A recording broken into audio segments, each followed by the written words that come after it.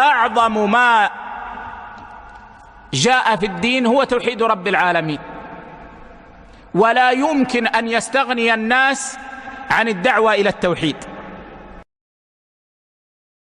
الحمد لله نحمده ونستعينه ونستغفره ونعوذ بالله من شرور أنفسنا ومن سيئات أعمالنا، من يهده الله فلا مضل له ومن يضلل فلا هادي له، وأشهد أن لا إله إلا الله وحده لا شريك له، وأشهد أن محمدا عبده ورسوله. أما بعد، فيا أيها إخوة الكرام، إن هذه الجلسة العلمية خصصت لموضوع مهم جدا، وهو من القضايا التي كثر فيها الخطأ في هذا الزمان، حتى وقع فيه بعض الدعاة والخطباء. وسوف نتناول هذا الموضوع مستعينين بالله تعالى، معتمدين على الأدلة الصحيحة من كتاب الله عز وجل ومن سنة رسوله صلى الله عليه وسلم الصحيحة، وفق فهم السلف الصالح وأقوال أهل العلم الراسخين الموثوقين. ونسأل الله تعالى أن يرزقنا الإخلاص في القول والعمل، وأن يوفقنا في دينه، وأن يهدينا إلى الحق ويثبتنا عليه، ويصلح قلوبنا وأقوالنا وأعمالنا.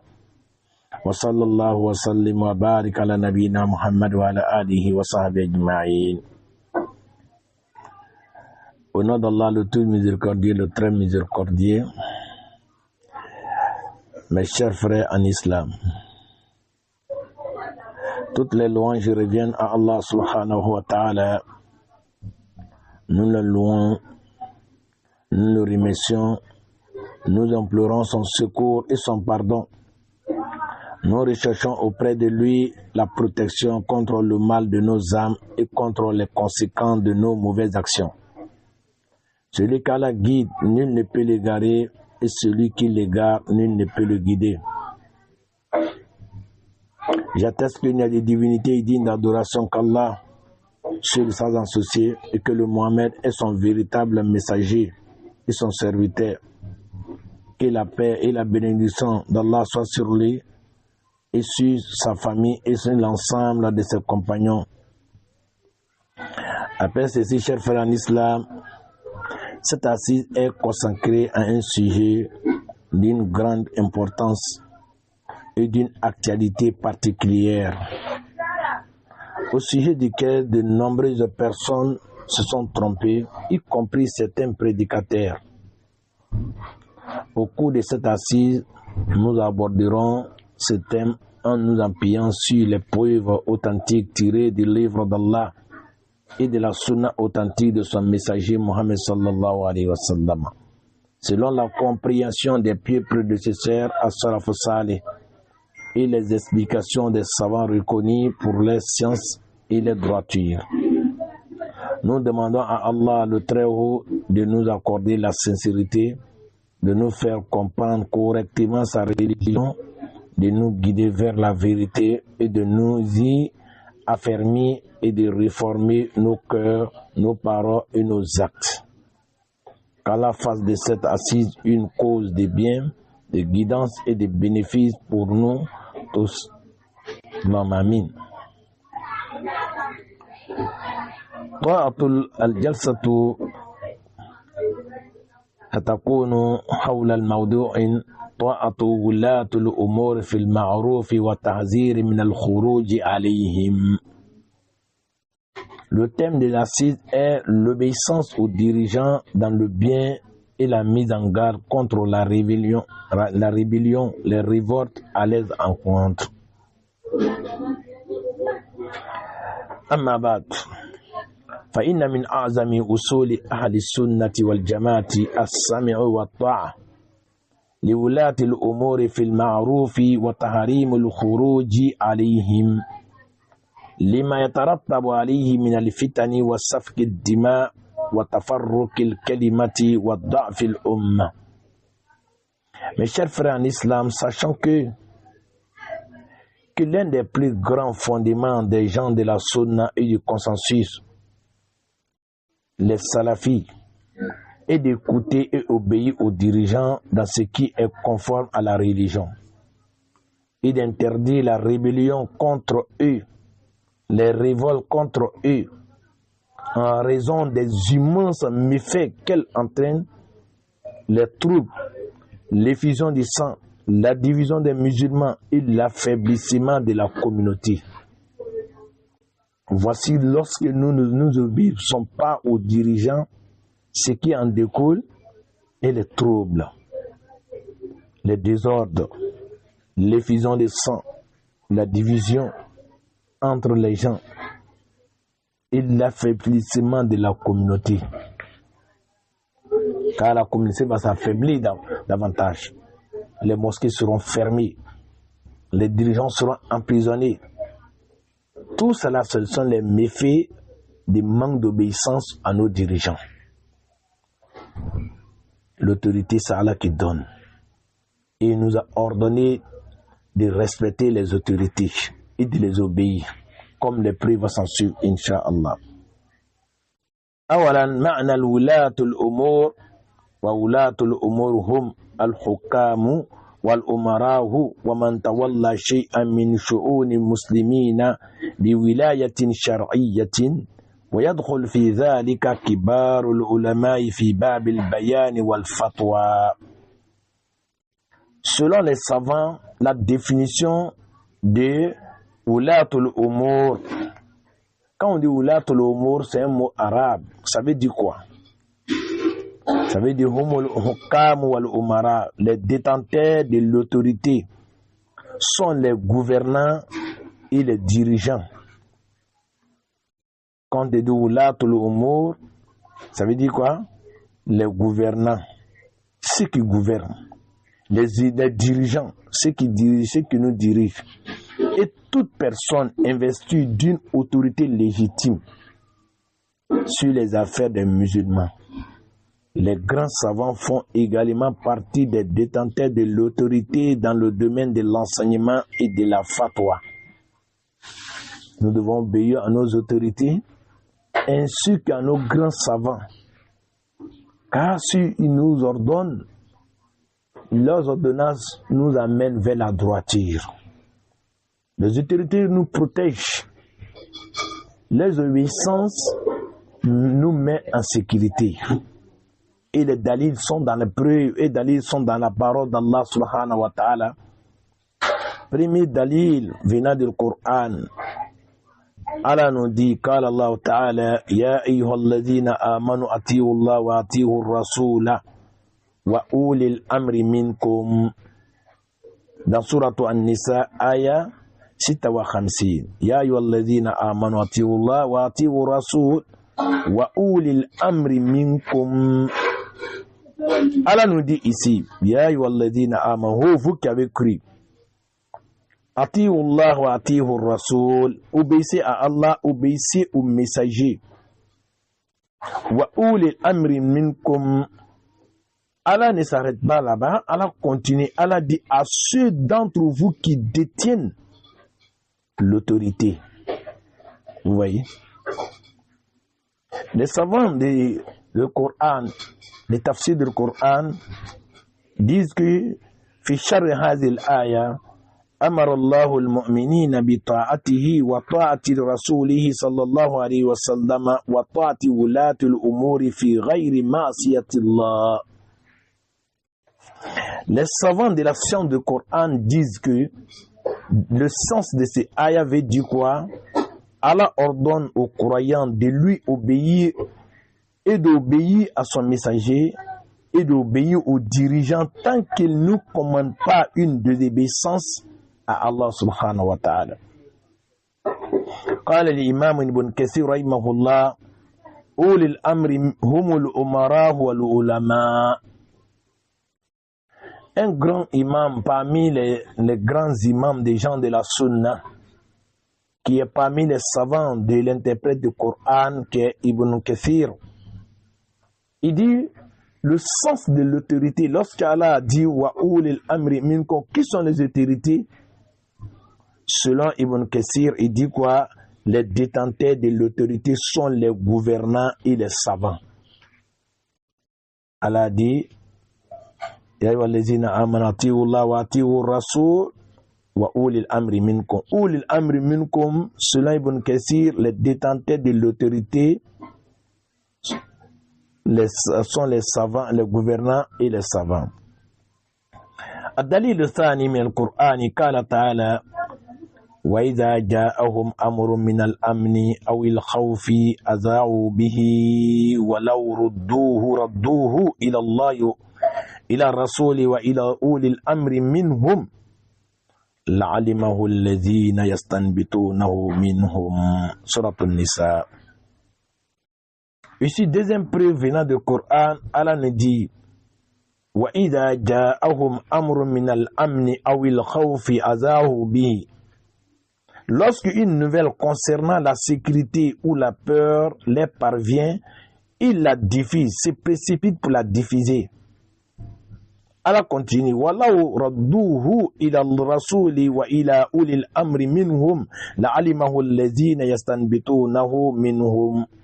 S'ils l'avaient rapporté aux messagers et aux détenteurs de l'autorité parmi eux, ceux qui sont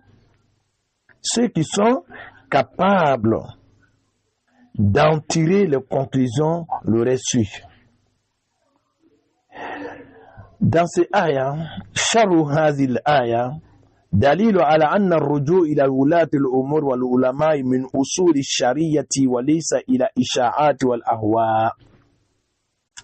Les savants des sciences du Coran disent quoi? Le sens de ayat veut dire quoi? Ces versets montrent que les affaires importantes doivent être rapportées aux dirigeants. Que dans ces ayats, nous comprendrons que ces ayats nous montrent que les affaires importantes doivent être rapportées aux dirigeants et aux savants, et non aux rumeurs ni aux passions. Qu'Allah nous donne la bonne compréhension. Nous partons les preuves maintenant dans les hadiths authentiques du messager Mohammed sallallahu alayhi wa sallam.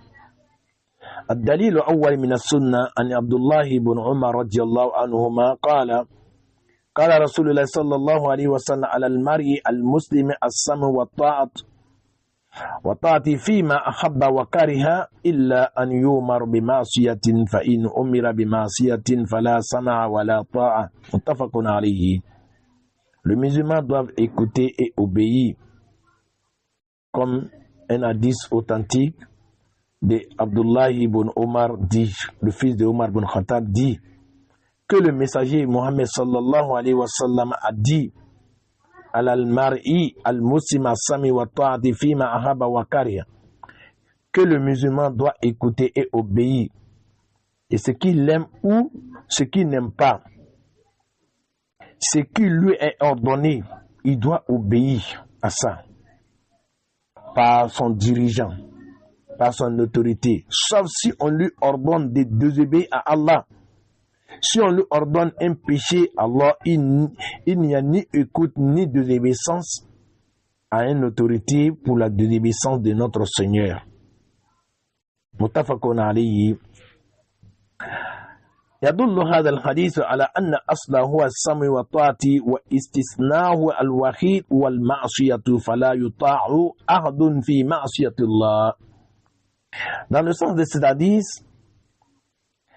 hadith établit que le principe de l'écoute et l'obéissance, la seule exception est lorsqu'un ordre implique une désobéissance à Allah. Dans ce cas, on n'obéit pas à cet ordre, sans pour autant se rebeller contre les dirigeants.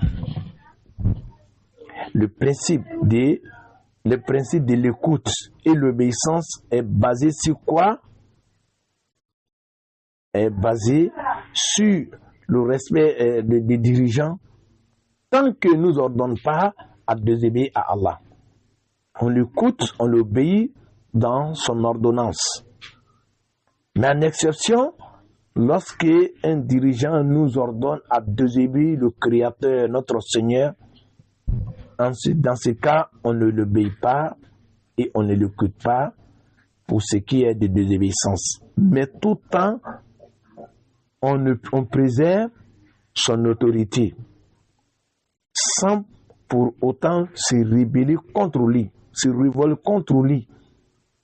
C'est seulement on ne quitte pas ce qu'il nous ordonne de le faire lorsqu'il va à l'encontre de désobéissance à notre Seigneur. Oui. Deuxième preuve venant de la Sunna, c'est-à-dire les hadiths authentiques des messagers d'Allah, عن عبد الله بن عباس رضي الله عنهما أن رسول الله صلى الله عليه وسلم قال من رأى من أميره شيئا يكرهه فليصبر فإنه من فارق الجماعة شبرا فمات إلا مات ميتة الجاهلية متفق عليه. La deuxième preuve vient de l'hadith qui est rapporté par Abdullah ibn Abbas radiyallahu anhu qala la gré ainsi que son père. Anna Rasulullah sallallahu alayhi wa sallam qala que le messager d'Allah, paix et bénédiction d'Allah soit sur lui, a dit Man ra'a min amiri shay'an yakrahu falyasbir. Quiconque voit chez son dirigeant une chose qu'il déteste, qu'il patiente.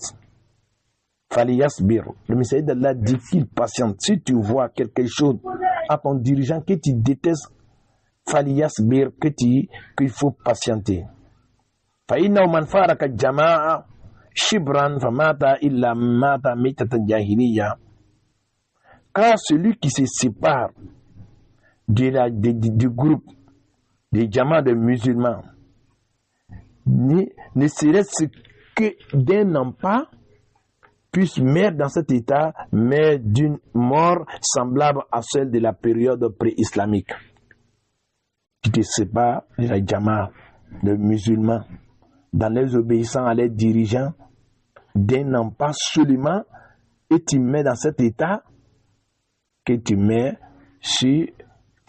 d'une mort semblable à celle de la période pré-islamique qui était Jahiliya.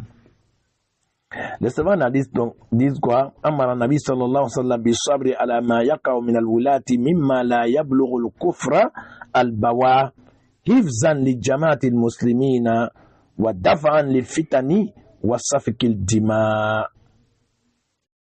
Wa safki al-dima. Non, pardon. Le prophète sallallahu alayhi wa sallam, dans le sens de cela, dit, ordonne de patienter face au manquement des dirigeants. Cela montre que les dirigeants sont les humains. Ils ont des manquements en eux qui ne constituent pas une mécréance manifeste. Le manquement là, qui ne constitue pas une mécréance manifeste, qui est claire, afin de préserver l'unité des musulmans et d'éviter les troubles et l'effusion du sang. Donc, c'est-à-dire nous montre que forcément il va y avoir des manquements à nos dirigeants, car c'est les humains. Mais il nous dit de patienter. De patienter. Pourquoi? Pour la préservation de la Jama. Quand là nous donne la bonne compréhension. Nous partons dans troisième preuve venant de la Sunna. An Ubadah bin Samit radiyallahu anhu qala bayyana Rasulullah sallallahu alayhi wa sallam ala sami wa ta'ati fi usri wal yusri wal manshati wal makrahi وعلى أثرة علينا وأن لا ننزع الأمر أهله إلا أن تروا كفرا بواحا عندكم من الله فيه برهان متفق عليه. Voici le troisième preuve venant de la parole du messager Mohammed sallallahu alayhi wa sallam qui est reconnu authentique par les deux grands savants. Hadith de Ubadah bin Samit qala la gré dit Bayyana Rasulallah sallallahu alayhi wa sallam, nous avons prêté serment d'allégeance au messager d'Allah, paix et bénédiction d'Allah soit sur lui. Dans quoi? À la sami wa ta'a, pour écouter et obéir à nos dirigeants, dans la facilité comme dans la difficulté, dans ce qui est dans ce que nous aimons comme dans ce que nous détestons. Nous avons pris le serment d'allégeance pour obéir à nos dirigeants dans la facilité comme dans la difficulté et de ce que nous aimons comme ce que nous détestons. Il continue. Wa ala athratina alayna. Et dans ce que nous, et même lorsque nos droits sont lésés. Wa an la nunazi'a amra ahlahu. Et pour ne pas contester l'autorité à ceux qui la détiennent, et lorsqu'ils nous empêchent, ils nous privent de nos droits, de ne pas contester contre lui, ou bien se révolter contre lui, et de ne pas le tirer et pour ce qui détient son pouvoir. Illa an taraw kufran bawahan indakum min Allahi fihi. De ne pas compter et de ne pas contester l'autorité à ce qu'il la détienne, de ne pas le détester pour ça, pour ce qu'il a fait. Sauf si vous voyez une mécréance manifeste, claire, pour laquelle vous possédez une preuve évidente venant d'Allah. Méditons sur cette partie-là que le messager d'Allah a dit. Sauf si vous voyez une mécréance manifeste pour laquelle vous possédez une preuve évidente, claire. Une preuve évidente, claire venant d'Allah. Sinon, nous devons l'obéir. Voici les compagnons, mes chers frères en islam, qui disent qu'ils ont prêté serment d'allégeance au messager d'Allah pour écouter et obéir aux dirigeants dans la facilité comme dans la difficulté, dans ce que nous aimons comme dans ce qu'ils détestent. Même lorsque les droits sont lésés aussi. Et pour ne pas contester l'autorité à ceux qui la détiennent. Sauf si vous voyez une mécréance manifeste pour laquelle vous possédez une preuve évidente venant d'Allah.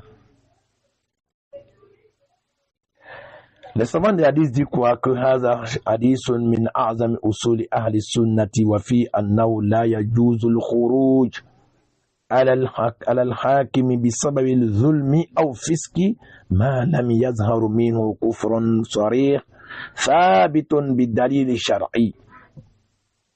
Le savant des hadiths dit quoi? Que c'est-à-dire constitue l'un des fondements de la croyance des gens de la sunna. Il montre qu'il n'est pas permis de se révolter contre les dirigeants en raison de son injustice ou de ses péchés, tant qu'il ne manifeste pas une mécréance évidente établie par une preuve religieuse claire. Parlant dans la bonne compréhension. Quatrième preuve venant de l'hadith du messager Mohammed sallallahu alayhi wa sallam. An Huzayfa ibn Yaman radiyallahu anhu qala qala Rasulullah sallallahu alayhi wa sallam tasma wa tuti'u li amir wa in duriba zuharuka wa ukhiza maluka fasma wa uti'. Fasma wa ati'. Nam. Rawahu Muslim. C'est-à-dire, c'est un hadith de Huzayfa ibn Yaman radiyallahu anhu qala l'agré. Il dit que le messager d'Allah sallallahu alayhi wa sallam a dit tasma wa tuti'u lil amir, écoute et obéis aux dirigeants. Wa in duriba zaharuka, même si ton dos est frappé par l'autorité, c'est-à-dire te fait coucher pour te frapper sur ton dos. Wa ukhiza ma'aluka, même si l'autorité prend ton bien, il a pris ton bien par la force. Fasna, écoute-le. Wa'ati' et obéis-le. Vous voyez, chers frères en islam. Les savants disent quoi? Les savants des hadiths disent quoi? Al-maqsoud al-khassu al-sabri wa tarki al-khuruji li anna al-mafsadat al-khuruji a'zam min mafsadati al-zulmi al-hakim fil ghalib. Les gens des hadiths disent quoi? Le sens est d'encourager à patienter et à ne pas se révolter. Car dans la plupart des cas, les conséquences de la rébellion sont plus graves que l'injustice des dirigeants. La plupart des cas, les révoltes, les rébellions, les marches sont plus graves. Les conséquences sont plus graves que l'injustice même du dirigeant. Vous sortez pour manger, pour marcher. Vous sortez pour contester contre le pouvoir, pour montrer votre désaccord contre le pouvoir, ou bien pour vous rébeller, vous rébeller contre le pouvoir. Le pouvoir va défendre son pouvoir. C'est-à-dire l'autorité va défendre son pouvoir en vous imprimant. Cela va ôter la vie à d'autres personnes. Voire aller même fermer les mosquées pour ça. Emprisonner même des dirigeants pour ça. Et des prédicateurs, des imams pour ça. Parce que vous avez failli à votre rôle. Parce que ce que vous devez faire, vous n'avez pas fait. Vous n'avez pas obéi aux paroles d'Allah et aux paroles du messager d'Allah. Voici la parole du messager d'Allah qui nous encourage à patienter, à ne pas se révolter contre le dirigeant. Rien comme la dit nous détaille ici, un hadith authentique. Que même si le dirigeant même te frappe à ton dos, sur ton dos, il a pris tes biens. Il faut écouter, il faut obéir. On prend un leader parmi vous seulement, vous vous révoltez, vous criez, on prend d'autres personnes pour l'emprisonner. Donc, mes chers frères, en islam, comprenons ce sujet-là à la lumière du Coran et la Sunna. Revenons à le Coran et la Sunna, car la base des gens de la Sunna est le Coran et la Sunna, avec la compréhension de nos plus prédécesseurs. Cinquième preuve, mes chers frères en islam, innama ta'atu fil ma'ruf muttafaqun alayh. Qala Rasulullah sallallahu alayhi wa sallam, innama ta'atu fil ma'ruf. Le messager d'Allah, paix et bénédiction d'Allah soit sur lui, nous dit ici encore que l'obéissance de l'autorité est dans quel cas? Il dit que l'obéissance n'est due que dans ce qui est convenable et conforme à la loi d'Allah. On obéit à une autorité dans ce qu'il nous ordonne, dans ce qu'il nous interdit, sauf un seul cas, s'il nous ordonne de obéir à Allah, on ne l'obéit pas dans ça. Le savant hadith dit quoi? Faïda umira al-hakim bi ma'siyatin fala yutafi hadhihi al-ma'siyah walakin la yajuzu an yakuna dhalika sababan li khuruj alayhi. Ici le dirigeant ordonne un péché de désobéir à Allah, on ne lui obéit pas dans cet ordre qu'il nous ordonne absolument. Cependant, cela ne constitue pas une permission de se rebeller contre lui. Vous dites, il nous a ordonné de faire cette désobéissance, donc on prend ça comme preuve pour se révolter contre lui. Non, on ne l'obéit pas dans cet ordre qu'il nous a ordonné seulement. Mais on l'obéit dans autre chose qui ne constitue pas une désobéissance à Allah subhanahu wa ta'ala. Mais on ne prend pas ça comme une preuve pour se révolter contre l'autorité. Et ici, nous allons nous arrêter ici avec ces 5 preuves venant des livres et venant des messagers d'Allah, dans les hadiths authentiques des messagers d'Allah. Et Inch'Allah, prochaines assises, ça sera sur la parole de nos salafs. Qu'est-ce que nos pieds précédents disent à l'obéissance de l'autorité? Inch'Allah, nous allons le faire les assises prochaines, Inch'Allah. Comme les gens de la Sunna, la religion est basée sur le Coran et la Sunna selon la compréhension de nos pieds prédécesseurs. La Bouddha min aqwali salaf. Il faut que nous apportons la parole de nos pieds prédécesseurs sur ce grand sujet que beaucoup de personnes font des erreurs dedans. Qu'Allah nous sans cesse sur le droit chemin, qu'Allah fasse de nous des musulmans pieux et sincères. Et sur ce, nous arrêtons ici. Wa sallallahu ala nabiyyina Muhammad wa ala alihi wa sahbihi ajma'in. Wa akhir da'wana alhamdulillahi rabbil alamin.